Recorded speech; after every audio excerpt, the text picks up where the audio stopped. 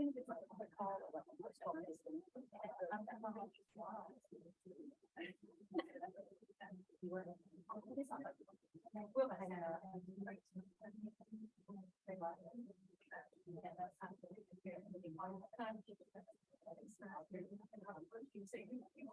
Well, something like that, like one or two.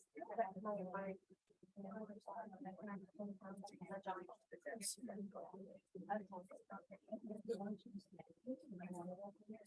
Where's the office at? Okay, so. I'm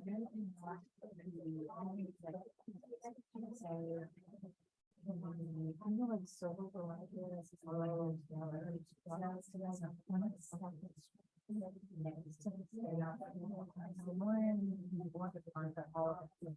behind the rod.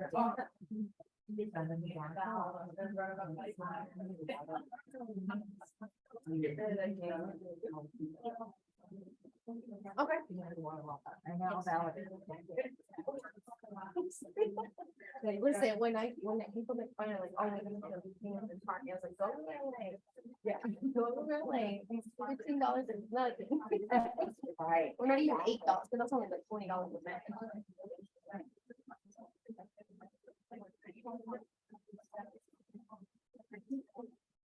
Right, we just did it. We just did it.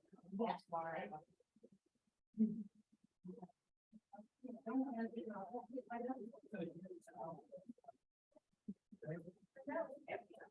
There we go. 6 weeks out more, you know.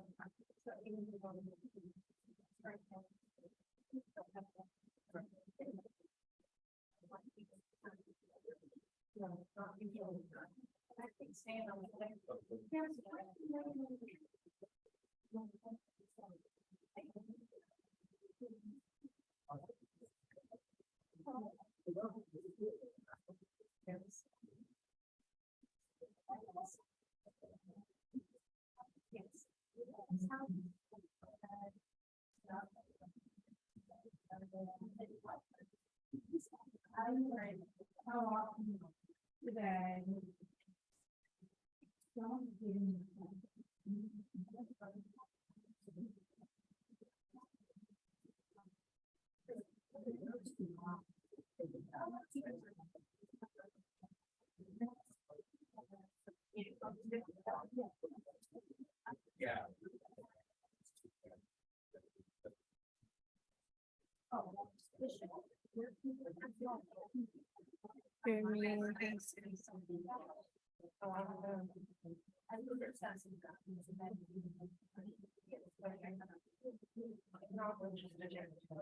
I got the mic on. I can use it. Okay, we're ready to start. I'd like to say thank y'all for coming in, and hopefully we're gonna get some more people coming in. And I want to say I'm so sorry that I had to cancel our meeting last month. I was all pumped because we had such a high number of attendees that month before, so, but we'll get back up there, but I'm sorry that my hip said I had to do it, so I did it. So we got several things on the agenda to talk about tonight, and a lot of things that people want to, you know, express their feelings about. So we're going to go ahead and get started with something call meeting to order.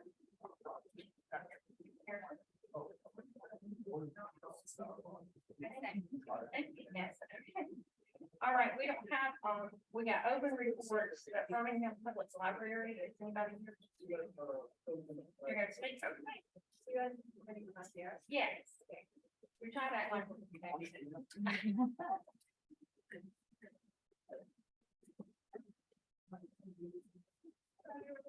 My name is Margaret Lane, and I work at Central, and I'm going to let everyone know about a couple of great events that we have coming up here at Central. This Thursday, at 6 p.m. We have an author and journalist named Victor Luckerson. He will be here to discuss his recently released book, Built from the Fire, with Ashley Jones, who is the LM Poet Laureate. The book is about it's a true chronicle of several generations of a family from Tulsa, Oklahoma's Greenwood neighborhood. which survived the 1921 Delta Race Massacre, interrogations, and urban ritual. It's a great book, and if you're lucky, you'll find the book afterwards, which will be available for purchase. I don't know if you had a chance to look at the March Phillips exhibit that we've still not hanging up. The exhibit will end on Saturday, July 8th, and the closing reception will be from 1 to 3. And, the exhibit is presented by the Vinchopper Sarah. It features 15 quilts made by members of the Sarah since 2015. And then the quilts revolve around facial trends. Some continuing progress that we have, the local chapter of SCORE on June 27th from 12 to 1 will answer questions from prospective small business owners in Arrington Auditorium in the New England Library. On July 6th, we have a virtual Medicare class from 12 to 1. This is where that all the conversions and that you can read on our Facebook page.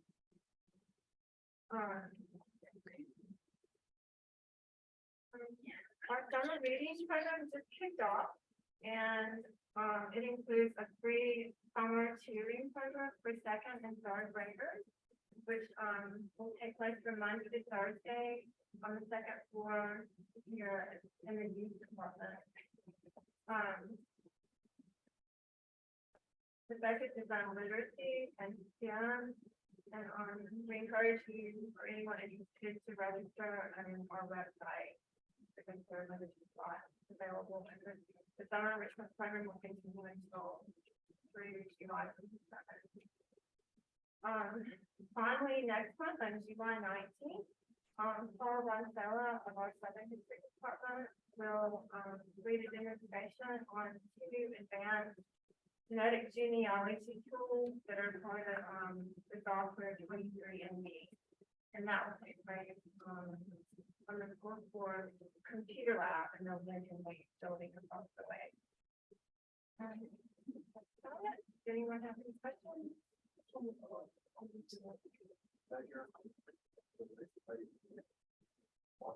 Yeah, you don't have to register or anything. It's just free. And I've got about some flyers for each of these programs and it's going to over that table. Thank you so much. I have one question. I noticed, and I don't know, just to bring everybody's attention, if you noticed in the recent budgets, I sent it out in our central city as an email. The funding, a lot of money that has been allocated for different things in the city, the library did not get the percentages really far from what they thought they were going to get. So I don't know if that's something we should consider, because our inner city kids really utilize the libraries, and I do too. I think it's like one of the best. I call it a kept secret now. So many kids don't go to the library, but I'll send out and collect some more information on that. And we really need to make sure that the city council and that they represent us and the library fairly if they get the money that they need. So we're saying that. Anybody else got anything they want to say about it or a comment? Good. Okay, today, and I'm going to be skipping around a little bit because some people have time constraints. We have Frank Majors with us, and he's on a time schedule. So I'm going to let you come on up and speak. He's from CAP, listed on our list. We're getting to know our face. Okay, y'all have any questions? I'll let him introduce himself. All right, so I'm like, I said, I'm Franklin Major, former lieutenant with Birmingham Police Department. And the next guy, I've been friends with for a long time. I took over CAP back in March of 2021, and I've been working there since then. Going through a lot of changes with personnel and still working on getting my staff get fully staffed down there. I've got right now short a couple part-time folks and a cleaning master, so if anybody knows what that is, leave the job, send them my way, please. And currently we have 15 people that work there. 16 is fully staffed. We're doing a good job, I think, right now addressing some of the main issues like the fee and some of the management issues that we have in town. If you don't know, I'm familiar with CAP, we do jump offs, we do tire changes, we do unlocks, we do safety escorts from buildings and parking lots. We also handle some of the aggressive panhandlers. Those folks refuse to move on, we call it so. Again, we also want to make this up. We recently got a new addition to our patrol unit, which is a pressure washer. And we've been doing a lot of that, cleaning up the flex lanes downtown on 20th Street, also helps a lot with graffiti issues, things like that, so.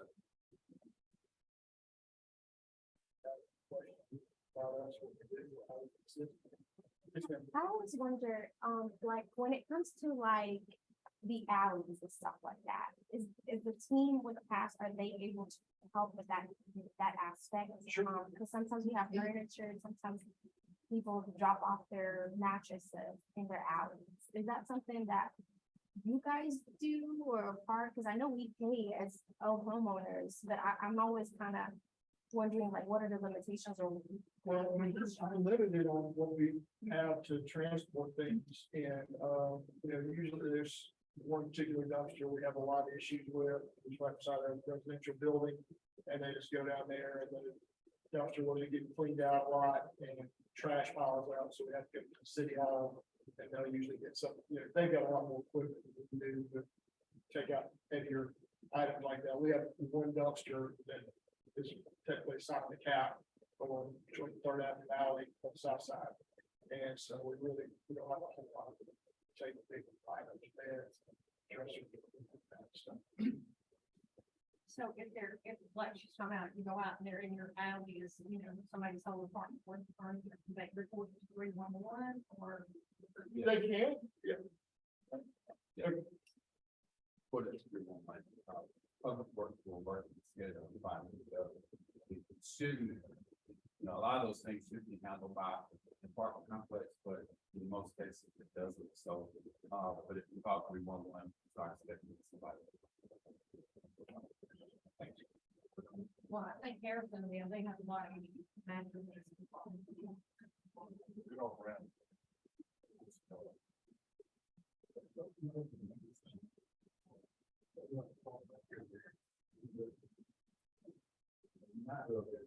Three one one, yes, but I can take that.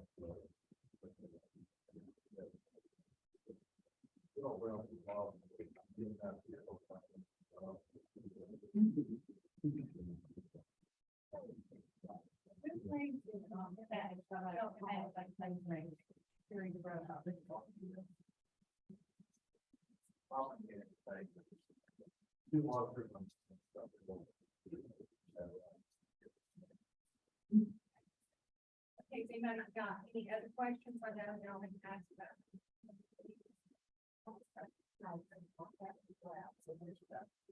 3 weeks, but I think since I've lived downtown, so you're doing something right. I learned several new folks, and so they're getting out there, for sure. I see some new faces. Are you familiar with Hannah? You know what we're talking about? I just met her yesterday when I'm invited her to come. It's one of the best things, especially when if you go out and there's somebody homeless that you feel intimidated. And you can call the house number and they'll send somebody and they'll tell them to go away or do whatever. And also if you go out and you've got a flat tire, they'll help you out. And it doesn't cover the whole city. Y'all go from. We go on the south side, we go to Fifth Avenue South, and then 18th Street, 22nd Street on the south side. As soon as you go underneath the viaducts, we go to 16th Street to 22nd Street, and go all the way up to 11th Avenue, which is basically on the other side of the Civic Center. So if you're at the Super Center, you come out, we can call. Oh, that's great.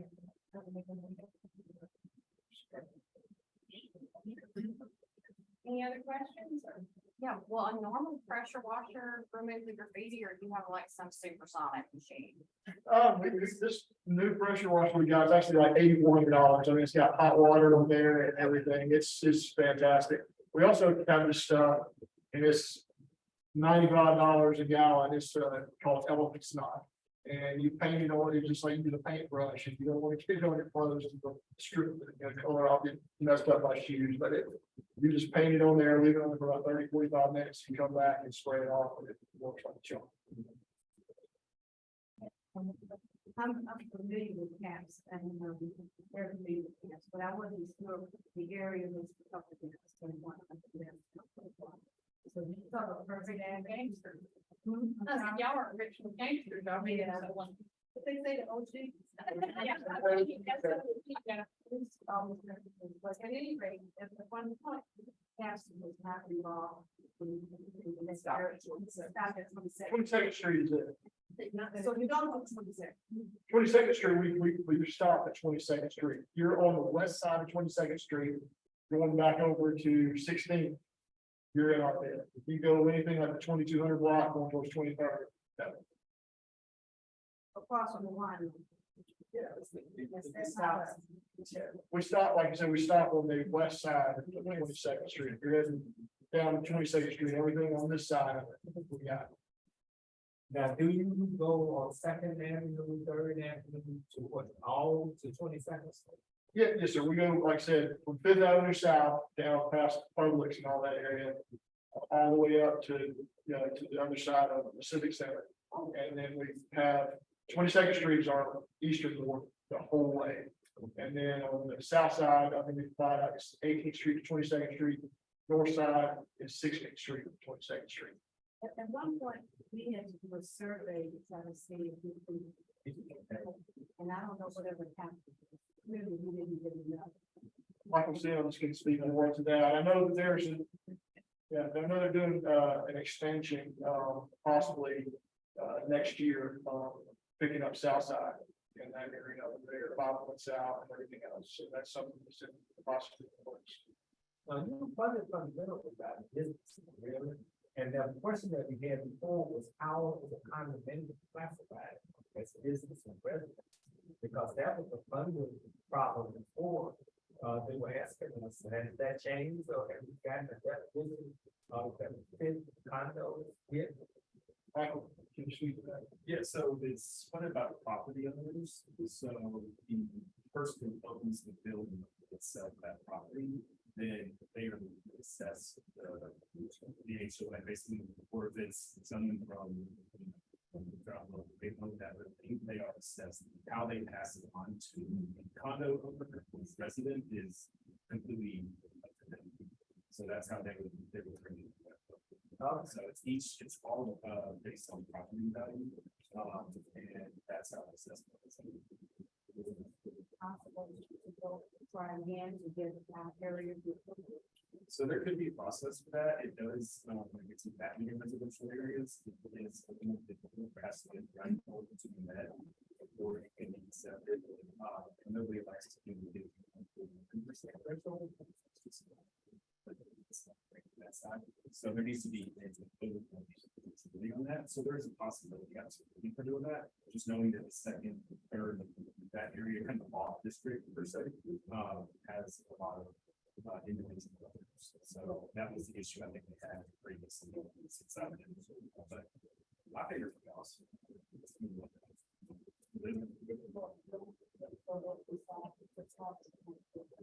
Needs to be said, needs to be listed.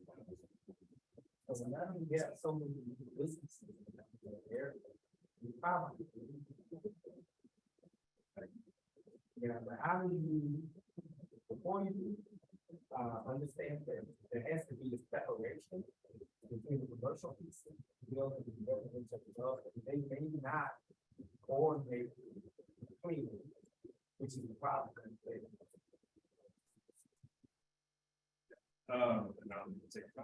But just to be pointing out, that is a, yes, you're correct, that's a big kind of, that's what things have along too.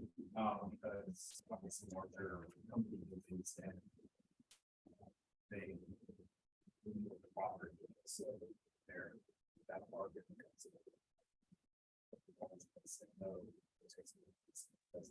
We're currently going through,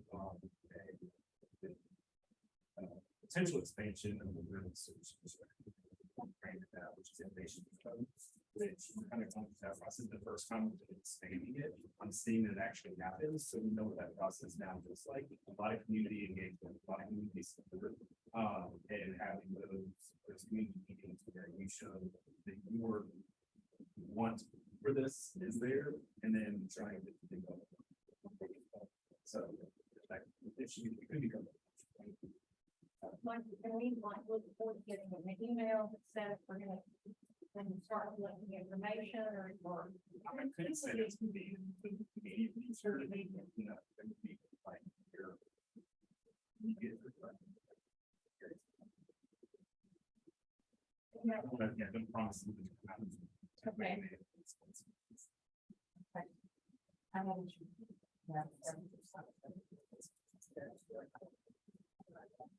But.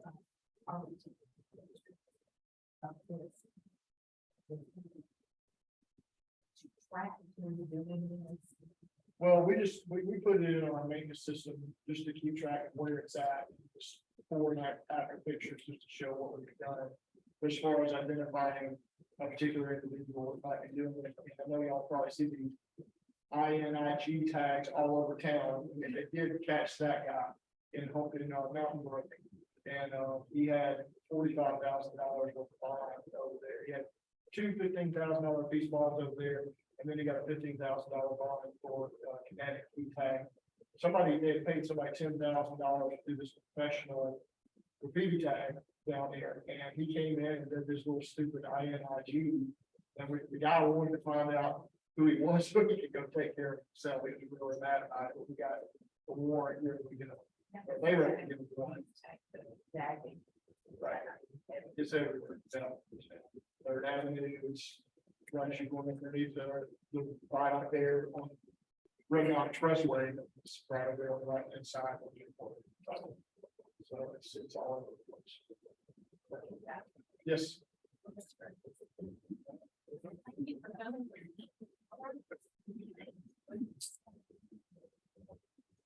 Okay, we haven't done any from any of the, Aldot, VDOT, Birmingham Fire Department. I'm gonna bump them up because the last two times they got called out. We could get them, so they're not here. Okay. Tony, let me introduce Tony Dennis. I don't know if y'all know her, she might. Kids go dance up here. But,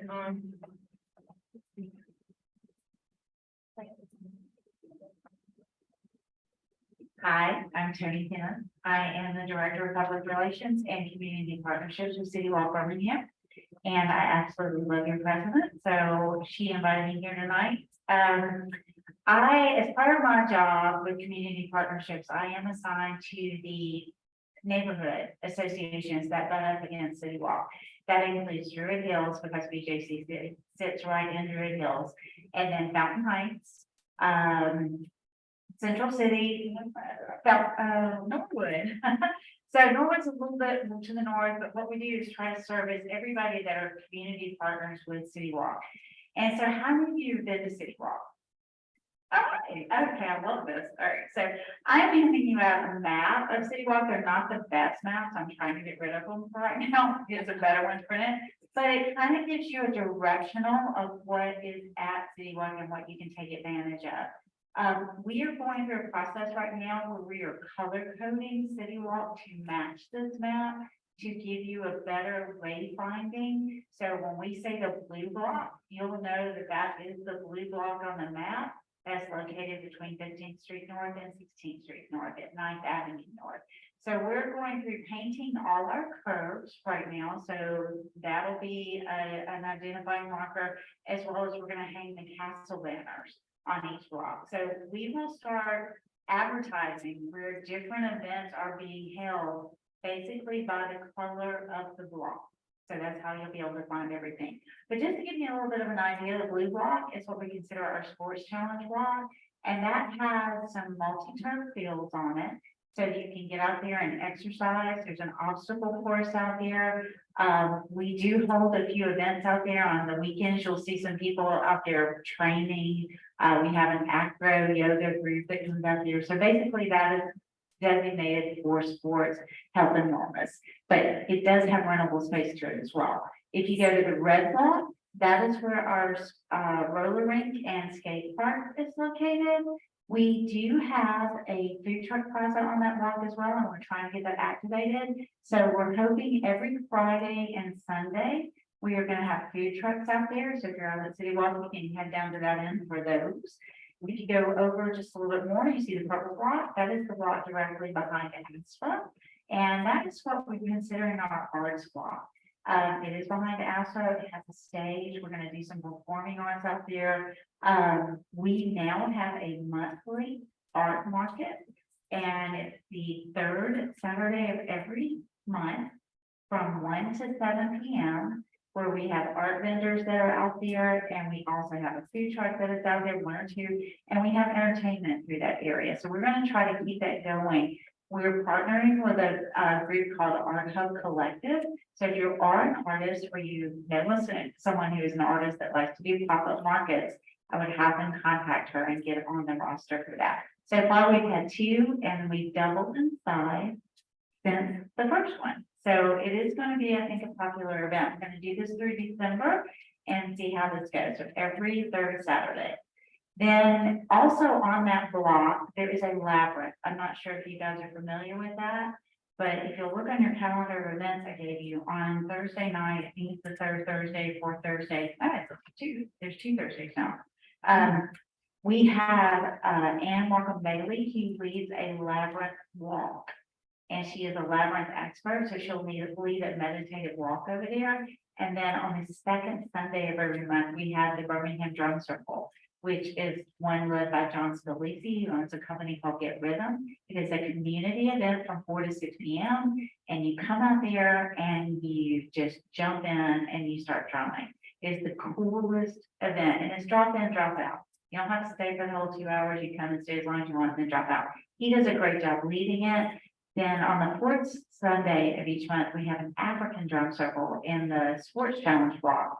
So these are community events, and some of them bring drums for you to use, or you can bring your own rhythm item.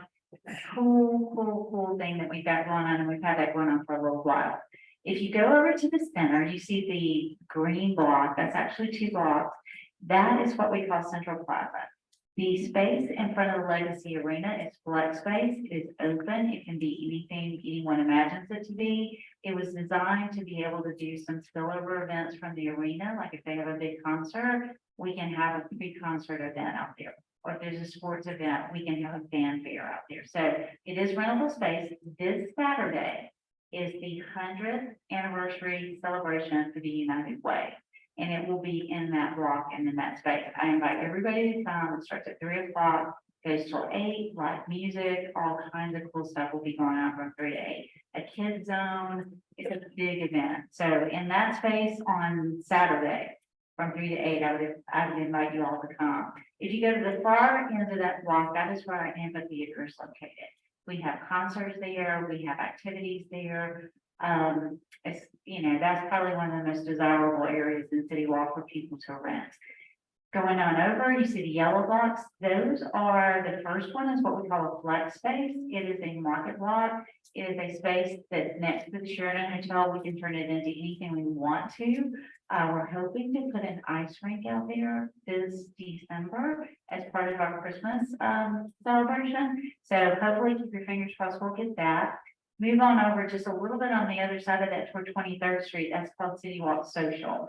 We are about to open up a bar, and we are going to serve happy hour from Wednesday through Sunday at this particular space. It is staged with picnic tables. It also has a very small stage in it that we can do some entertainment in. And then there's a terrace area that has a lot of bistro tables. So it's great for dining, it's great for picnicking. The way we're going to be able to serve alcohol in this bar is BJCC contracts with a company called Sodexo.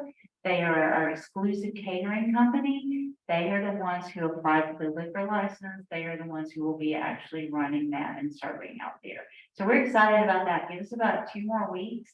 We finally had our final walkthrough from the ABC board. So we've had the health department, the ABC board, the fire marshals.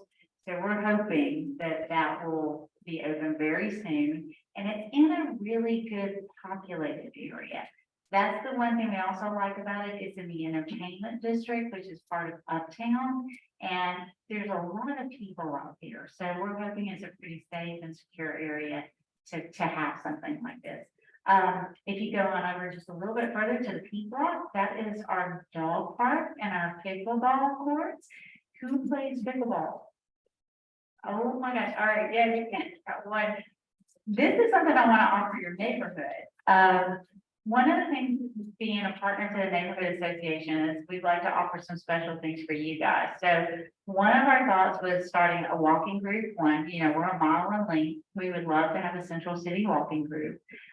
We can schedule a time, whether it be morning or evening before we close, where we would lead you through a walk, back and forth through City Walk. The other thing is we would love to see if we could get a central city pickleball league together. So if that's something of interest to you, I'll send some information to Donna. We can kind of coordinate it that way. We'll pick a time and select a time where we would reserve the courts for you. And you guys could come out and play pickleball, which is super popular these days. And then if you go to the last block, that is where our playground is. One of the busiest features at City Walk. It is packed with kids constantly.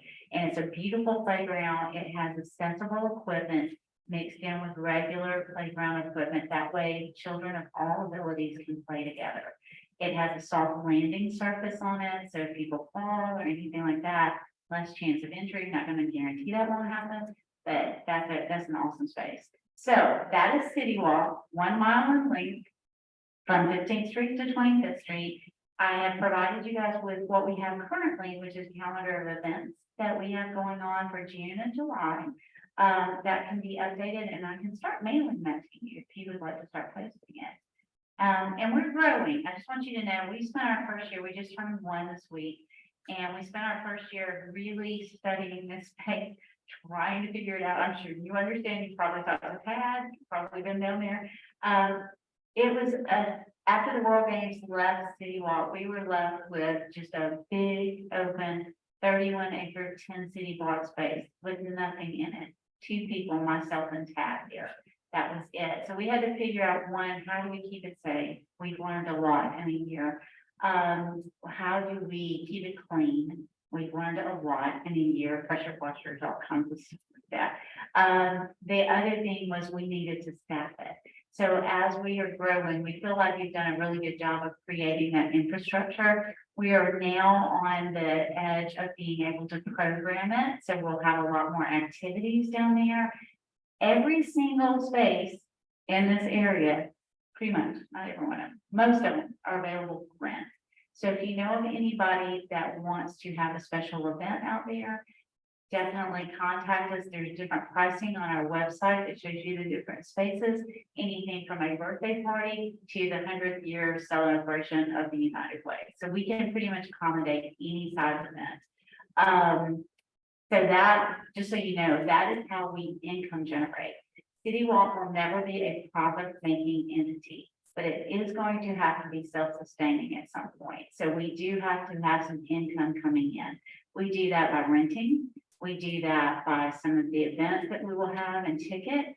We have Park Mobile out there on our parking lots. We have over almost 300 spaces, 278 parking spaces at City Walk. So there's plenty of parking, whether it's around the block or we have 3 lots.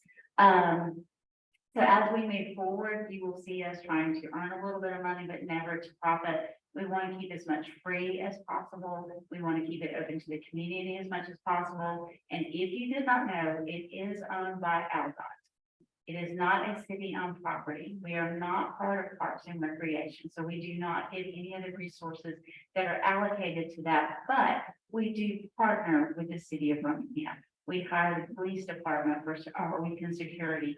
We work with CAPS. I know you're patrolling a little bit down there when you guys get in that area. So we do try to partner with the city of Birmingham, and we are right in the middle of Birmingham. So we do want you to take advantage of the space. Okay, so if you ever need me, I am located, I'm actually on the website, I'm listed on the website. And like I said, our staff is growing, so we're gonna have more resources available to you. And the last thing I'm gonna leave with Donna is a package on our dog park. Our dog park is the only thing that is membership and has a fee associated with it at this time. It's $95 a year. We have a large dog park and a small dog park. We are very strict on this. We have some incredibly list of rules. There's a big list of rules on our website. We require all the shop records and vet records from your dog. We do verify those. And we also require all dogs to be spayed and neutered. And we also staff this park, so there's someone there at all times. Okay, so thank you for having me. I hope to provide updates to your neighborhood association moving forward. I'll provide them to Donna if she wants me to come in and speak over it. If not, I'll just provide it and it'll be for your update. Yeah, anybody got questions? Okay. Thank you. I'm trying to maneuver with this thing, so I'm all over again. Thank you. We're gonna have, Ms. Gail Cruz, she's gonna be sharing information from Fire Energy about, assistant members that may need, people that may need help with their thing, their utilities or whatever. And then I'm saying you and there'll be a lot of stuff. Good evening, everyone. My name is Gail. I am with Fire. I'm with Fire in the Community Services Department. I'm gonna keep this short and sweet.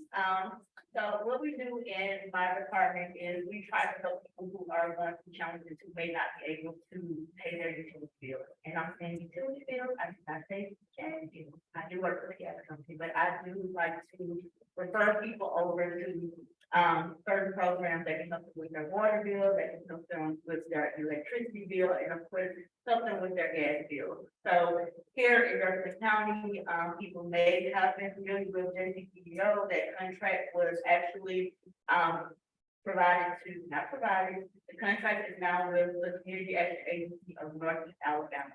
A lot of people are not familiar with that agency. They don't have a huge budget for marketing, but I do try to partner with them. I do a lot of outreach with them. And so I do have some information about that program. The main program that they administer here in Jefferson County to help people who are limited income or who are going through a challenge paying their bills is the low income home energy assistance program.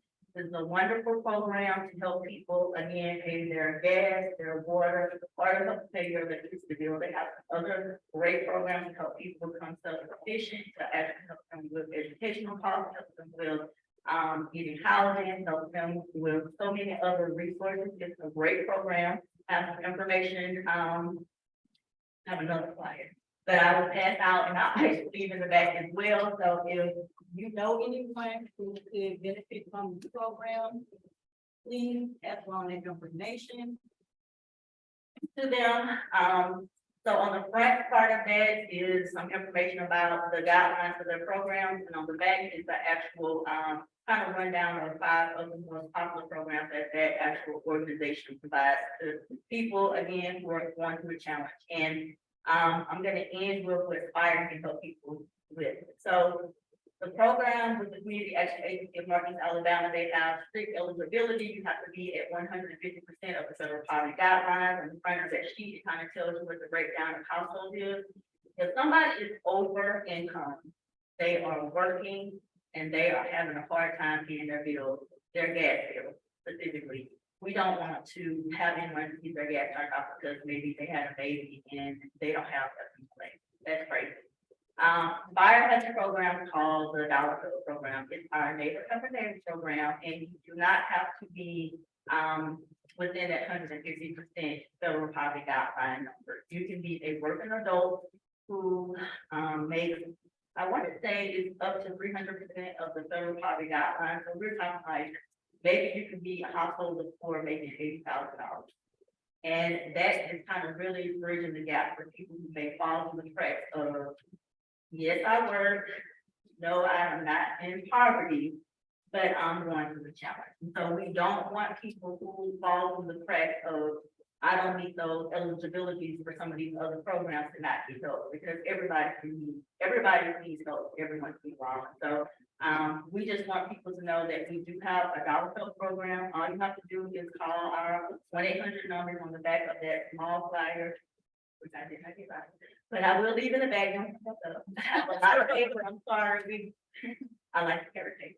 But you can definitely give us a call, our number, 1-800 292-4008. Y'all have to remember that. I'm gonna leave some flyers and some goodies back on the back table. You guys can just pick it up. If you don't have to use the program yourself, but if you have a neighbor or friend or anyone who needs some information with your association president, someone gives you a call, please let them know that there is help available. Nobody has to go through challenging times to have any of their utilities turned off this day and age. There are resources available, and I know there's kind of a stigma of you have to be poor to get help, and it's just not true. I mean, like I said before, people go through challenges, people need help, everybody understands that, and so I just want to get the message out there that there is help available. It does not have to be broadcast across all of the radio, television, social media that, hey, I need help. I mean, it's confidential. You can even a lot of the stuff online, and with the dollar help program, we're not asking you to come into our offices. You're our customer. We know who you are. All you have to do is give us a call. So, does anybody have any questions about anything? All right. Well, I appreciate your time and thank you so much. I want to say thank you. Gail reached out to me and said, had to do the library and we, speak with us. And that's great information because, you know, living downtown, you run into people living in their cars or people that ask you and they're about to be displaced. So this is really good. Thanks for sharing that. And all this information. Okay, I have, I hear from, Carolyn Quinn's office and I've got, Captain Hayes.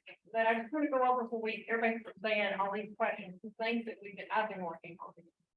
Is I've received a lot of phone calls about crew, passing over the food, the noise, everything, and I go through it from the call too. I got a video that somebody did on this weekend of the traffic lined up on the in the turn lane. Just park there, get out, leave your car. Happens in front of the ball. It's like it's a free parking lane for me. And I don't know what we're gonna do. I wrote a letter and I sent it to the president of city council. I sent it to anybody I need to .gov after their email address and ask them that we're attorney for me. Now, this is me as an investment homeowner and as a neighbor. I'm up to here with it too. Is that if we reach out to our city officials and out of 200 and something emails I sent, I got 0 response. So don't think I'm only like preparing the date for the meeting. I am not. I am the parking authority. I called them because we have new signs up. I got a call from the neighbor that said this is going to be the library whenever it's crossing Helens, and they're marketing. They're going to have alcohol. They haven't been before our central city meeting. So we're getting smarter. See, we know that they have to come and apply and come and talk to us. And so I said, you're right. So I called down to the parking authority and said, you know, this place is coming here. And we're not against it. We just want to know what's coming. What are you going to do about putting your chairs outside? And this was made before that one of the former, I guess, police chiefs had mentioned one of our is applying for a license. That why can't our city council require them to put it to cameras and have it connected to the police, the thing that you have? There are ways going forward. We can take control of this. We are invested here. It's already a mountain building stadium, but we have to stick together. I had somebody that has Airbnb on Morris Avenue that called me because of all the noise from crew and all that. And I told him I have Airbnb. It would never occur to me to call my neighborhood president. It would occur to me to go and talk to the business owners. That would be my first step. And so we have to begin to compile all of our data. We're getting all the emails, but we have to do it all for one and one for all. It's not about Morris Avenue or Third Avenue. It's about all of us. And I think that if we look at big cities, they get along well. They're nightclubs. They have rules. They have regulations. And as neighbors, we need that. Or what we're going to see is like from downtown. And I personally, my daughter went to ask, I'm vested here, but I cannot take the seeing elected city officials pull up at the Vault nightclub because it's some former owner's birthday party and they block off the whole traffic. We saw that young police officer goes over, who's not from this area, and asks him to move. Do you know who I am? That was the response from one of our city council. No, he is an officer trying to do his job.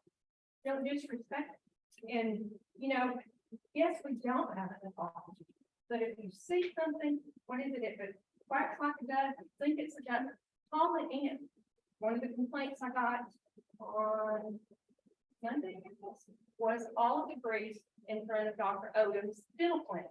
Been there for years, right there on the corner of First and 23rd. How the grease is on the sidewalk. Somebody pulls up with a big truck and unloads their grill. Again, I am not against anybody's business, their food truck, as long as you do it the right way. So I thought of that. So I called Dr. Odom's office and asked for the name of the company. So what their response was, we're sick of it. They are trespassing. They do not have permission to sit up in our parking lot. None of the above. So see, now that he knows that Central City is interested, he's interested in trying to get it stopped. And with these things that get stopped, you have less people parking in the middle of the street, pulling up on the sidewalk. And he said the law firm next also called them, and somebody had vomited all up and down their doors, and they had to spend money cleaning it up. You know, these offices can move somewhere else, and we need direction from our city officials. Where do we go? I don't want somebody to tell me what they might do. I want to see some action. And you know, if I sound radical, I'm up to here with it. And it's not, you know, and you cannot believe how many phone calls I get, how many emails, you know, and I want to make this better. I ran for this office to make it better, but we've got to come together. It's not a one-man show. David, I was proud of you. He sent me an email, hey, more cars got broken into. I've already sent it to Captain Things. When I provide the information of people's email addresses, let's follow through. Let's become the best neighborhood that we have. I want us to win one of those neighborhood awards, but I want us to do it to win it because we've done it the right way. And so anyway, that was my thing. I wanted to get all that out and get started. And let me see if I got less to put up in talk. Charles Williams, this is another one, the signage they wanted to put up, he couldn't come today. I reached out to him. So. You want to talk? Okay. Thanks. Oh, does anybody have any questions? Council Quinn is on his way. They had the budget hearing tonight. I know, I can just put it on our meeting tonight. So anybody got any questions or anything about any of what I just said? Yes. I mean, I got questions. We're gonna have a discussion with the Yes, police officer about break-ins. yes. And also, I live right down the street in Pasadena. And a lot of the businesses are being blamed for stuff that happens. People that are not even a part of there. I have just as much problems on the bridge.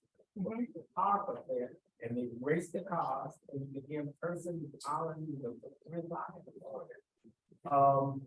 It's not just the club. I want that you identify 3 clubs that, you know, are not the only problem. We got a new mercantile section.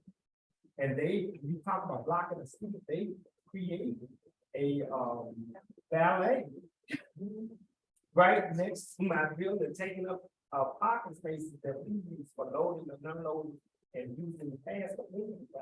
And there's nobody doing the hotel down the street on 21st. Yeah, and the Edison on the corner there, they block too. Be careful not to just blame those people for stuff and behavior that's all over downtown. Yes, I was only referencing the ones that I got all the emails and all the blowouts in the last 2 weeks. I get, but those are the ones that I've been working on in the last 2 weeks, but I agree, you're totally 100% right. And just those that I got called out. Trust me, I'm on third, so I'm way down there with you. You made one big difference about Airbnbs, and everybody's not for Airbnbs. I mean, our homes changed since Airbnb and we have cars everywhere. We can't even pull out of our back drive, or we have big parks, we can't pull out, the cars parked everywhere. And these are from the people that are in Airbnb, so everybody's not an Airbnb kind of lover. It does create problems for those of us that are homeowners. And so I know the value of it, and have no problem with that, but we do need to have something established with that. That's the word. But it doesn't, it's creating a huge problem with parking, breaking. One was that I talked to some police officers the other day, patrolling, and they were saying to a large extent, their hands are tied because of rules and regulations from the city. So I hope I came tonight to hear from you, sir, that what is it that is restricting you from being more effective policing wise, that is a policy that we can start to work to change? Well, good evening. I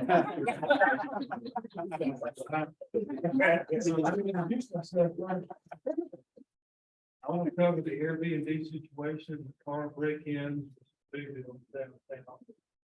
I'm touching on all that, exhibition driving. So my name is Edmund Hanks. For those of you that I don't know, Whitlock, still praying for speedy recovery. Going back to what you talked about for a minute, here, to me, I know a lot of this, but you can't, as a city, you can't come downtown and block off parking and let them have tables and do whatever they want to do. Then when things go wrong, you call us. Okay. Number one. So when we do things like that, it costs calls. People sitting up there on valet. It's just a headache. The Airbnb situation has been a problem throughout the whole city. I didn't know there was one more Saturday.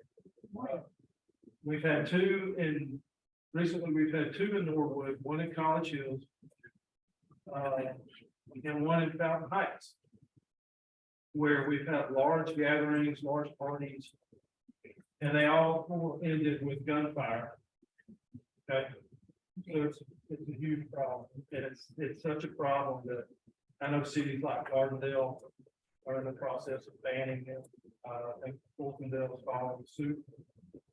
I'm sure some other, Birmingham may do that sometimes. I'm not involved in those conversations about what they will allow, what they will allow. But I wanted to touch on for a minute because I know it's always, I get a lot of questions on car burglaries downtown. It's still a challenge for us. We still have some, primarily in the weekends. The last 3 weekends, Friday, Saturday, and usually Sunday night as well. You know, our core area for break-in, the worst area is Morris the 3rd, 17th, 20th. It seems like that little core area is where they're up, and that's where most of the clubs are. So the last 3 weekends within that little area, I've had a minimum of 5 patrol cars at any given time. This last weekend, Friday night, the Texas Bureau had an operation. I'm not going to get into the specifics of what that entailed, but they ran an operation focusing on car burglaries. I think it was successful. We did have, you know, some months ago, we were having maybe 5, 6 a weekend, sometimes more than that. These last 3 weekends, last weekend we had 2.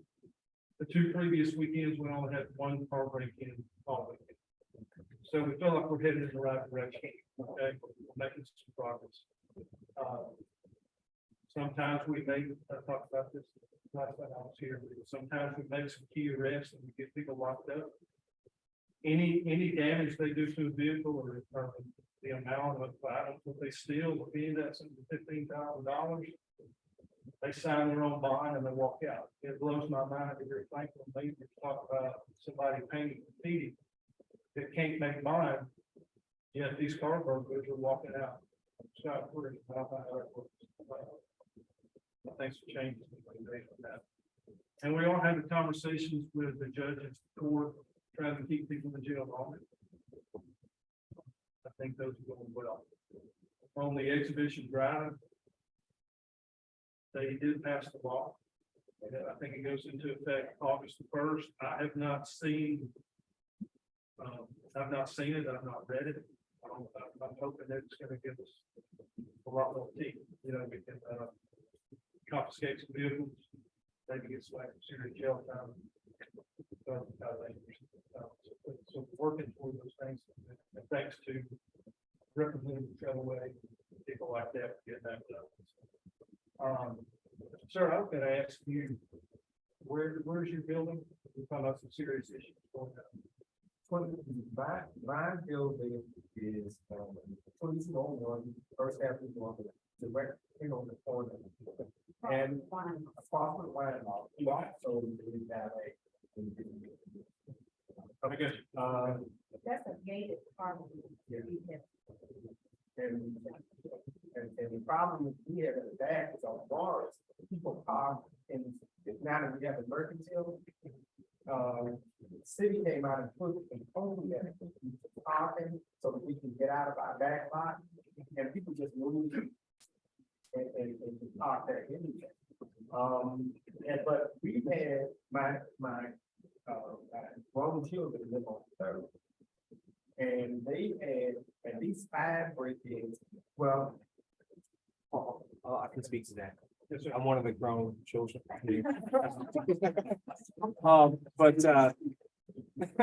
Just to speak to that, I personally, my car's been broken into twice in a month. And there's been break-ins in the front of on Third Avenue. You know, we live in the Raven, which is right across from Standard Furniture. And there were 7 break-ins. The first time was broken into, and of course, I have security cameras. And they used our block as their landing place for about 4 hours during the night. There were several break-ins, and they used our place to kind of keep their things they stole from the car. So we were able to see what they were able to get. And, you know, again, I grew up downtown. You know, I was a kid down there. So I remember, you know, when it was very dangerous. I also remember when the police came in and kind of, you know, supplemented that with help to kind of make it, you know, a little bit more available for people to move down. And what I kind of feel like is at this point, there's not a lot of people, but there are a few people coming in making it more dangerous. You get what I mean? Absolutely. So, you know, I'm okay with, you know, I'm from downtown. I'm okay with a break-in every once in a while. That's what we bake into in the pot. But because there's so many more, and because it's such a high earning area, you know, that you charge so much per square foot. At this point, I feel like, you know, 2 break-ins a month. My sister's car got broken into. A friend of mine who came to visit me, his car got broken into, and this is all within about 6 months. So we're dealing with an issue that it seems like at this point, we're at a flex where we really kind of either have to figure out a way to make it safer again so that we do not have as many bad issues, or we have to figure out another way with the community's help to figure out a way to make it work. Because, you know, if I park my car on my street, you know, and I'm getting my car broken into every month, that's a different thing than me projecting maybe once, you know, every couple of years. So we're just at a point now to my, you know, parents, you know, as I spoke to them, it's not the offense, it's the frequency at this particular point that I feel like is the real issue that we're dealing with. You know, and that's based on me being a citizen of downtown for, you know, 20 years. Yep. I would be upset as well. But We thought there was no break-in last night. We were on having to pick up. I talked to the phone of police. So that has been area, it seems, and I don't know, and I understand the city's meeting the time, and I have a great opportunity to talk to the council representatives, who is very clear, helpful, so we're not placing anyone, we just do. When the guy, the parent is one, he said, didn't I just last week? He was like, I just saw you last week. So, they're having a party, I know, it's not law. And I Yeah. experience, I live right across the street from the magazine. My partners are having Memorial Day the same weekend. I see that's what. Right, and so I'm kind of leave this part.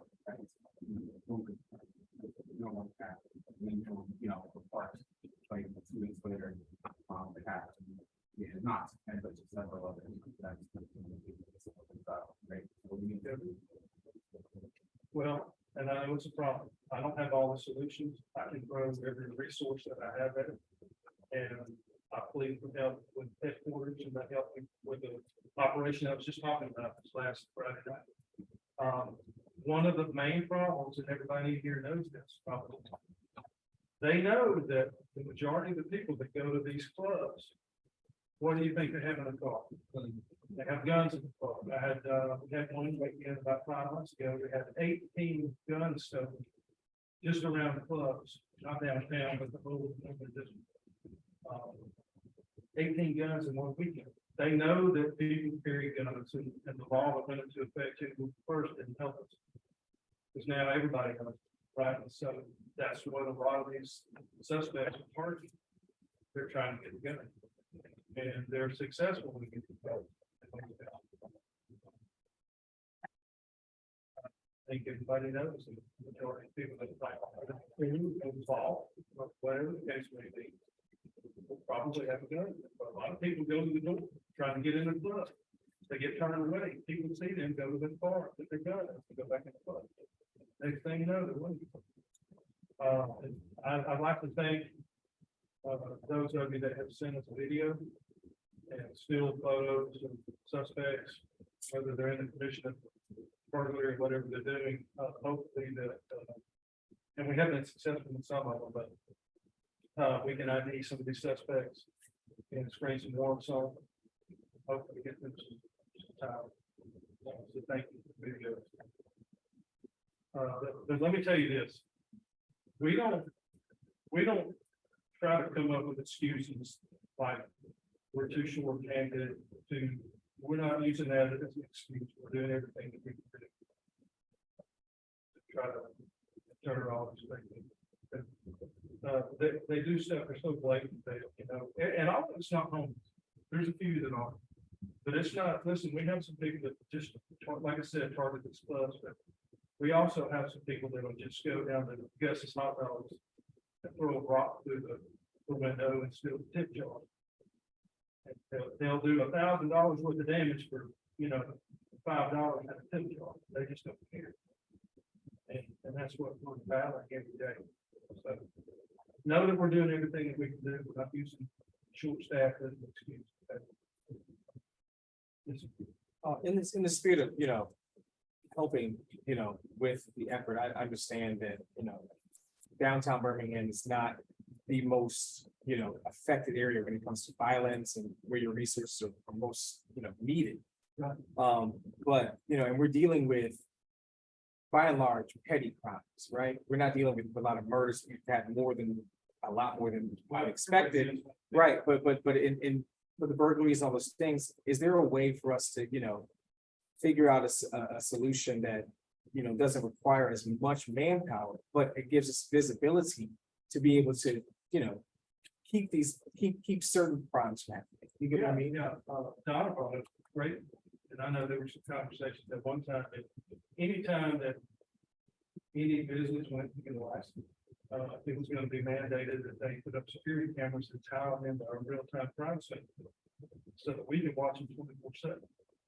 I don't know where that's going. To me, it's a great idea. But that's a way. Something like that, yeah. Absolutely. It's been so much technology in our hands at this point, I think that, there's gotta be a solution there that's not gonna be too taxing on the police force but also gives us the protection that we need. And you brought up a good point too. Even though we have so many units downtown at any given time, when we do have something like a homicide or somebody gets shot out toward Legion Field or wherever it may be in this district, we have to pull some of those resources to maintain the integrity of the crime community, make sure everything is taken care of on that, and then we can recruit those units can come back downtown. So, you know, if you think nobody's around, that's really not the case. We're just, sometimes we're running from spot to spot. But we have a lot to go. Yes, sir. There are times when, I'll give you an example. I was at a activity and we were cleaning up after the activity. And it was like 2:00 in the morning. And there were people walking the street who obviously did not live there. And what we found that night, but there was somebody in a red car. Everybody seen it? Red car comes up quite a bit. That has teeth. All right. Guess it's time to retire. Okay, but basically, there was this man. That ain't I'm putting the teenagers off in certain areas. And then those teenagers he would come back once they done what they done and come up. And that night, they caught one of the kids on the circuit. But then a few days later, that same kid was walking up and down. And when I say kid, I'm talking about 15, 16 years old. And there were like 3 or 4 of them, 15, 16 years old, downtown on First Avenue at 2, 3 o'clock in the morning. And what were the kids doing? They were breaking in the car. Okay. And the police caught one of them. And he had a gun in his hand. But there was one station down at the clubs, I identified, they were like patrolling, like you said, and identifying who's going into what club. Right. But they also do the same thing, to people going into the Mexican restaurant on Second, and to people going to the wine lounge. It's not just those clubs. Now, those clubs keep up a lot of noise, but they're not the only ones that are really doing all of this. So I really think we could, if you patrol and stop, if you could ask questions, that's one of the things that he said you couldn't do. You couldn't stop nobody and ask them, when you live down here. We can stop, we can stop and talk to anybody we want to. Okay. I don't know what you're talking about. I think the officer can't be in time. We can stop and have a conversation with anybody. We might not be able to detain them or cuff them or that sort of thing. We can talk to them. If they don't want to talk to us, they can walk off. Unless we have a reason to hold them. But yeah, we engage in conversation all the time. And we encourage our officers to do that constantly. Speaking of noise, I don't know if you hear this or not. There is a noise ordinance in Birmingham, correct? Yes, sir. The volume. What is going on with all these motorcycles at night, blaring music to, I mean, it's unbelievable. It's just hard to get to all of them too. It's, yeah, we can, and we do. Listen, I have to turn in a report every Monday morning about enforcement on exhibition driving. And that report has vehicles towed, arrests made, citations issued. And it's not all zeros. I mean, we do some, we just can't get them all. And that's my question to you. If we, with the parking situation, can the city not just tow vehicles that are parked illegally? Can they not just call a tow truck if they did it? Well, there's, Pick it up? and it depends on where it is. It's a process. If it's inoperable or abandoned, there's a process that we have to put it through. This is double parked, this is Yes, parked in the yes. alleyway. Let me tell you what we did the other day. The double parking was so bad on Fifth Avenue in front of Chick-fil-A. I sent some officers down there and we got ready to start towing vehicles. And everybody, you know, you tow one and everybody starts moving. Yeah. So, but the following weeks after that, we had to have parking enforcement down there on Fifth Avenue. Yeah. So to make sure, you know, you have your DoorDash drivers and all these other people, that's double parking, picking up meals. It's a mess. Yeah, I heard from James Statler, because I'd sent him a letter about this huge, one of the garbage trucks knocked down a fire escape, and the guy thought he was just gonna leave it next to my garage. My garage opens in the alley too, and 9 out of 10 times I can never get out. And so anyway, we were having more with him, so I reached out to James, and he said they are this close to having where I guess you can call if the car's parked there, they're making a huge change in the towing of Alex. He sent me that email just a few days ago. So hopefully we're gonna see that. Yeah. And Captain Hank said he's gonna hang out. I wanna get Daryl cleaning them up for my. And all these new bus stops that they put in with the, I forget what they call them, but the new transit stops. Yeah. We tow out of there constantly. People just pull up the park. So yeah, if it's, somebody just leaves the car like that. Thank you. Thank you. Yes, ma'am. On the harbor, I know you mentioned on the harbor against, Yeah. I know you mentioned talking to judges trying to get, some of the laws changed behind, like how those crimes are enforced and how. Maybe our bond, things of that nature. Right, if the community wanted to reach out and support that, who would be a good contact, like who are you guys talking to? Probably go to the GA's office, something like that. Maybe, DA call. Yeah. I'll start there. Thank you so much. He's hanging out if anybody's got questions. Keep my, who's talking, both of them. If you leave it on here, got 5 minutes. Yeah, no, I will take 5 minutes. I'm Daryl Oakland, City Council for District 5. Maisha is handing out packet that we put together for all of our neighborhoods that have a ton of useful information. I highly advise that you, at a minimum, thumb through it. There's all sorts of useful information in there. And the other thing that she's handing out is we spend a lot of time educating people about city government.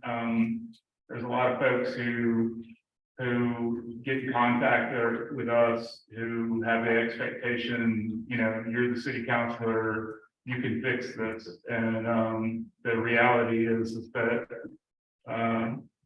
the council only has certain powers, and administering city departments isn't one of them. So in any case, that's a little, very like 5th grade level or lower guide that our public information team put together to tell people about municipal civics. The one thing that I did want to tell you guys is that 21st Street Bridge, of course, has been closed, the Rainbow Bridge.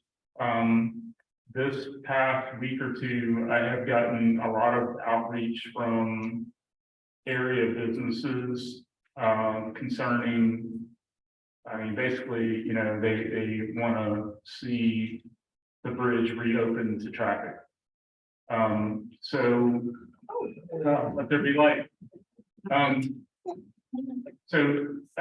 What I know about that, and this may have already been addressed, is that Rev is moving forward with fundraising to do some actual structural analysis, some independent outside structural analysis to determine, the actual condition of the bridge and whether or not it can sustain traffic. The reason that it is closed is because in Jefferson County, the 2 worst rated structural bridges are 21st and 22nd. They're 115 years old and 114 years old.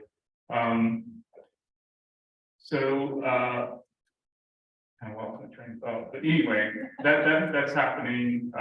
The reason that we closed it is because we have a hard time, even with truck route signs and everything, we have a hard time keeping, vehicle heavy trucks off of it. And I want to tell you that these truck drivers think that they can go anywhere. Even when it's obvious that they will not fit. I know this from experience because I have had two full-size semi-tractor trailer rigs stuck in my neighborhood at the same time with like right around the corner from each other. And Maisha knows this too. We have a bridge over on Fifth Avenue South, First Avenue South that is signed 13 feet 3 inches. And there's a bridge that, a truck that strikes that bridge every single week. It's been suggested that we could somehow or another put some sort of structure that would keep, the trucks off of there. I could say with confidence that they would just run into it. Ignoring the fact that even something that looked like that has to be designed and signed off on by, a city architect and engineer and all that kind of stuff. And even that sort of solution would take a long time to implement. But so the point is that Rev is fundraising to get a independent structural analysis and done, and also sort of reassess what the long-term plan for the bridge is. I personally, don't have like a strong preference one way or the other. I recognize the historic value of it. That's really important. I recognize its usefulness in transportation. I recognize that there's a lot of folks who love it as a pedestrian bridge. I recognize that businesses, locate based on traffic counts a lot of times, especially when their business model is largely, out in other places that, in highway oriented development. But in any case, I don't have a strong preference as to what we do with the bridge. Just please don't let it fall on the railroad tracks or fall with somebody on top of it. I just don't want it to fall. Yes. Question. The exit off of, like if you're going down to maybe the exit on First, like there against the support, is there ever a plan to reopen that? I do not know. Not that I'm aware of. And I don't really, I can't say that I have, historical knowledge of how it got closed in the first place. I'm just asking, we don't have traffic. It's too many instances right there together. And they are not ever gonna reopen that because it's dangerous. Yeah, you don't have enough space between the entrances, onto that road. Between that one, the one on Third and the one on University. And when they had it open, they had accidents all the time. Way back in the day. And that's why they closed it. They would never open that influence again. They may redesign something somewhere else, but they're not gonna do that. Long-term, Aldott would love to redo the whole expressway. Even with the work that they're doing on it currently, there are tons of crashes at the 3rd and 4th Avenue South exits, especially.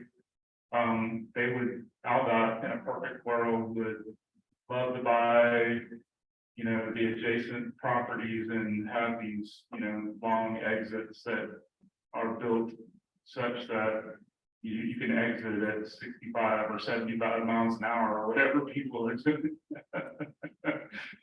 Yes, ma'am. Perfect question, suggestion.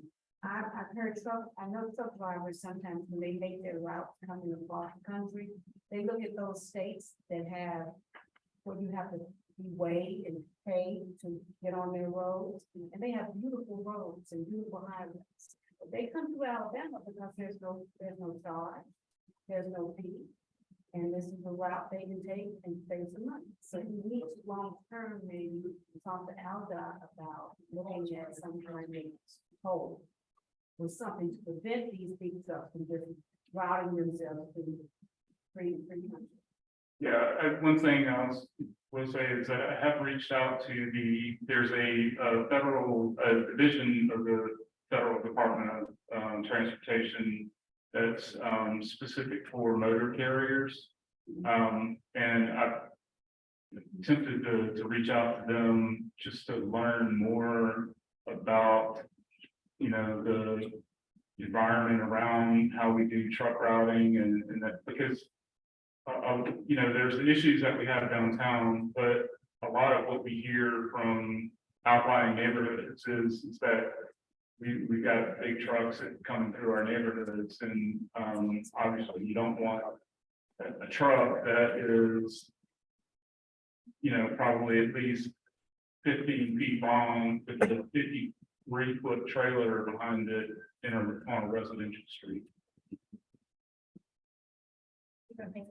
Yes, I'll be around. Anybody? Yes. Really quick, all our contact information is on the front page. We are redesigning our website where this will also be digital soon with the QR code. Please give us a call. I also have business card. If we do not have your email and things, because we do actually email this out in a big group to our neighborhood officers as well as residents, if we have your email. If you have questions about anything in this package, give us a call.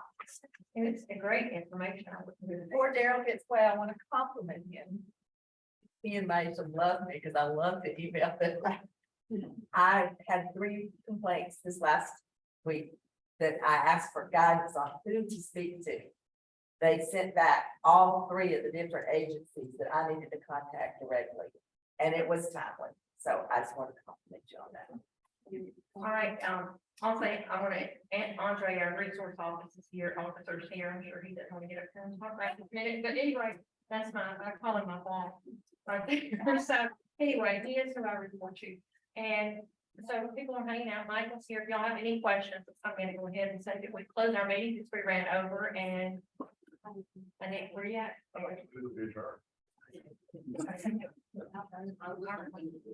Thank y'all for coming. I hope everybody's signing in list, and we're growing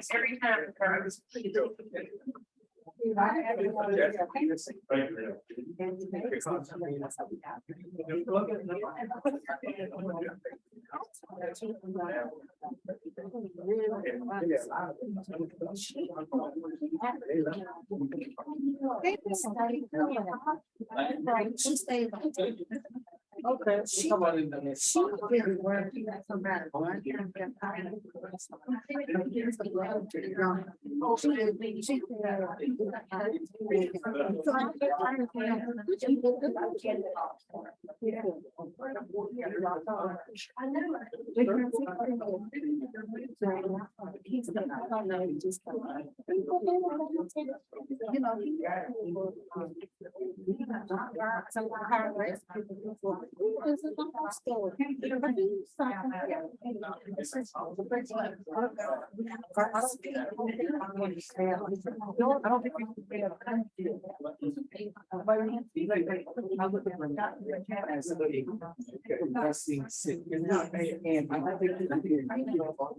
it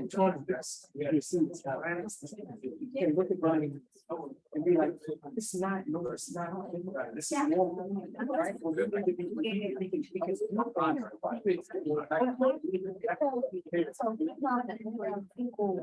For national.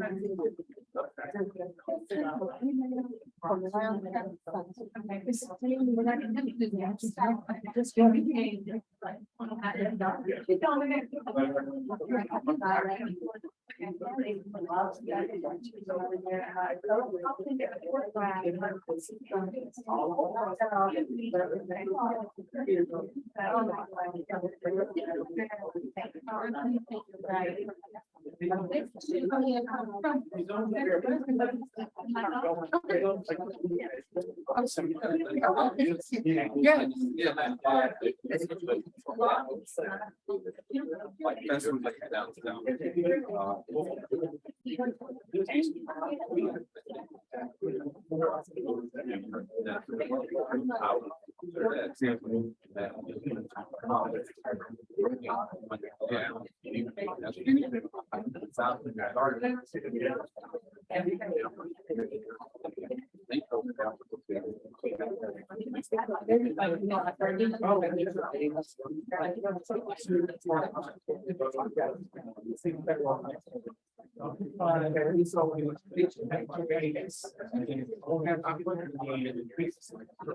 I know you're that.